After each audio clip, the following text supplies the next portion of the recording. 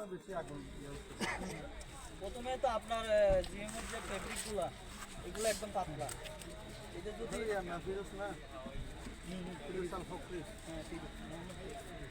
একটু উনি হচ্ছে যে আপনার এই পাকিস্তানি, ঠিক আছে, উনি আমেরিকায় থাকে, আমেরিকায় থাকে, ঠিক আছে।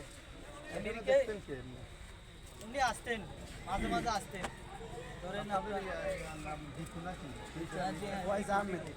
আচ্ছা, আর হচ্ছে রিফাত হচ্ছে অ্যাকাউন্ট এখন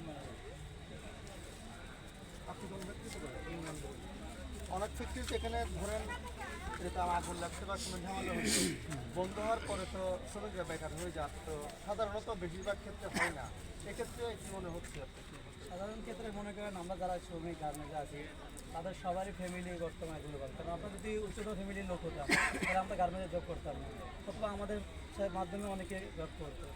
তো আমরা যারা নিয়মভাবে আছি, যাদের সাধারণ ফ্যামিলির লোক, তারা চাকরিজীবী যদি নাই থাকি তাদের খেতে একবেলা খেতে অনেক কষ্ট হয়ে যায়।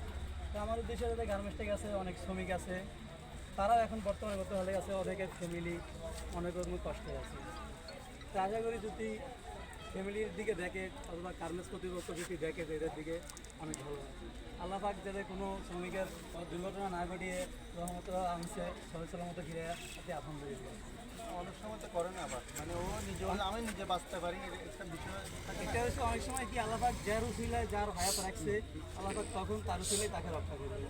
এখন যদি যেখানে মৃত্যু হয় অবশ্যই আল্লাহ সেখানে আমাকে নিয়ে যাবে, অথবা আপনার মাধ্যমে আমার রিজিক আল্লাহ পাক রাখতে পারে, এই সেরকমই।